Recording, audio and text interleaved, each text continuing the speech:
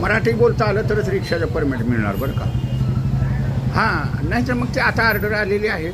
असं काय नाही, भाषेचं ज्ञान हे लागतं, भौगोलिक परिस्थिती ही सगळी माहितीच लागते आणि त्याची तोंडी परीक्षा, मौखिक परीक्षा घ्यावी लागते. आणि त्या परमिटसाठी जे आपण एक ॲग्रीमेंट जोडतो ना तिथं, की मी कुठंही कामाधंद्याला नाही, नोकरीला नाही, मी सुशिक्षित बेरोजगार आहे, माझी कागदपत्र ही असली आहेत, मला भौगोलिक परिस्थितीची माहिती आहे आणि मी ह्या परवान्याचा दुरुपयोग करणार नाही, मला भाषेचं ज्ञान आहे, मी कुठली खोटी कागदपत्र दिलेली नाहीत, नाहीतर मग मी कारवाईस पात्र आहे, मी स्वतः एक पाळी चालवेन गाडीची आणि एक पाळी माझ्या ओळखीच्या ड्रायव्हरला भाड्यानं देईन.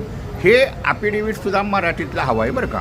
आणि त्याच मग तो अधिकारी मराठीत बोलणार, विचारणार तुम्हाला काय 2-4 प्रश्न ते तुम्ही बोलायचे आणि त्या ॲफिडेव्हिटमधला एक पॅरेग्राफ तुम्ही त्या फाईलमध्ये पेपरवरती लिहायचा आहे. मग तुमच्याकडं Aadhaar card, PAN card, voting card, 15 वर्षाचा पोलीस दाखला वगैरे ह्या सगळ्या गोष्टी लागणार आहेत आणि तुमचे प्रूफ मात्र लागणार आहेत तिथं राहतायचा. म्हणजे आणि आता दुसरं म्हणजे असं की जर तुमचं परराज्यातलं लायसन असेल, वर्षापूर्वी काढले, 2 वर्षापूर्वी काढले, तर त्या अधिकाऱ्याला देता येणार नाही बरं का परमिट त्याला, कारण तो आणायचा आत्ता हे सिद्ध होतं. मग ते दाखला बिकला खोटा बनवला असला, 15 वर्षाचा बिल्ला काढला असला तर ते त्यांना परमिट नाही देता येणार, अगदी तो बिल्लासुद्धा कॅन्सल करावा लागणार आहे. असं काय नाही. आणि RTO अधिकारीसुद्धा झोल करत असतात व सगळे. असं काय आता अधिकाऱ्यांना करता येणार नाही. आणि अधिकारी काय म्हणतील माहिती आहे का, आता आम्ही कसं बी दिलं तर चालेल, कोण विचारतं.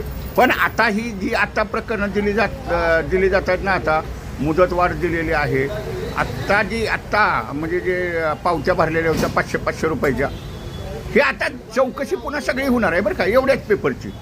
म्हणजे ह्याने काय काय दिले, त्याची काय मौखिक परीक्षा घेतली का नाही, किंवा काय त्याला भाषेचं ज्ञान आहे का नाही, काय त्याचं राशन कार्ड आहे का नाही, वोटिंग कार्ड आहे का नाही, काय त्याच्याकडं बँकेचं खातं वगैरे, इथलं म्हणजे जे काय सविस्तर कागदपत्र इथं राहतोय ते ठोस पुरावा काय आहे का नाही हे बघितलं जाणार आहे. आणि एक खिडकी योजनेतनं हे परमिट मिळणार आहेत बरं का.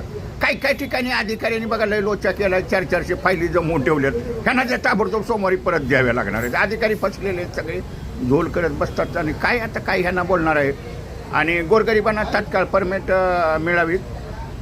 ज्यांच्याकडे ही कागदपत्र आहेत त्याने RTOला जावा, सगळ्या अशा पद्धतीनं कागद बनवून एकाच दिवसात तुमचं ते इरादापत्र घेऊन यावं.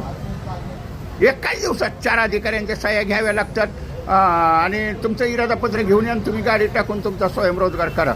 हा व्हिडिओ जास्तीत जास्त शेअर करा मात्र.